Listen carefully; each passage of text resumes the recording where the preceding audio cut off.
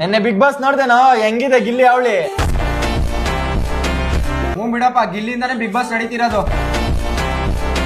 ಬಡವ್ರ ಮನೆ ಮಕ್ಕಳು ಬೆಳಿಬೇಕು ಅಂಡ್ ಗೆಲ್ಬೇಕು. ಕಾಯ್ತು ಮೇಲೆ ಸಿಕ್ಕುತ್ತೆ ಚಿಪ್ಪು.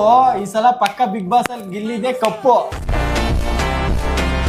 ಯಾಕ ಬೇಜಾರಾಗಿದ್ಯಾ? ಅದೇ ಕಂಡ್ರ 3 ವರ್ಷದಿಂದ ಒಂದ್ ಬಿಸ್ನೆಸ್ ಸ್ಟಾರ್ಟ್ ಮಾಡ್ಬೇಕು ಅಂತ ಇದ್ನಲ್ಲ, ಒಂದ್ ಮಿಷಿನ್ ತಂಬೇಕಾಯ್ತು, ಕಾಸೆ ಅರೇಂಜ್ ಆಗ್ತಾ ಇಲ್ಲ.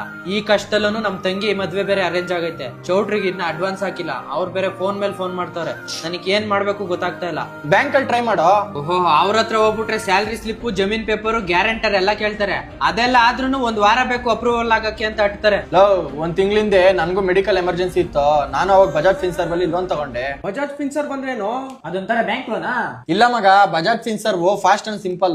5 ನಿಮಿಷದಲ್ಲಿ ನಾನು ಅಪ್ಲೈ ಮಾಡಿದೆ, ಅಪ್ರೂವಲ್ ಸಿಕ್ತು. ಮತ್ತೆ 24 ಅವರ್ಸ್ ಅಲ್ಲಿ ಅಮೌಂಟ್ ನನ್ನ ಅಕೌಂಟ್ ಅಲ್ಲಿ ಕ್ರೆಡಿಟ್ ಆಯ್ತು. ಇದಕ್ಕೆ ಯಾವ ತರ ಡಾಕ್ಯುಮೆಂಟ್ಸ್ ಬೇಕು? Hey, no collateral, no guarantor, just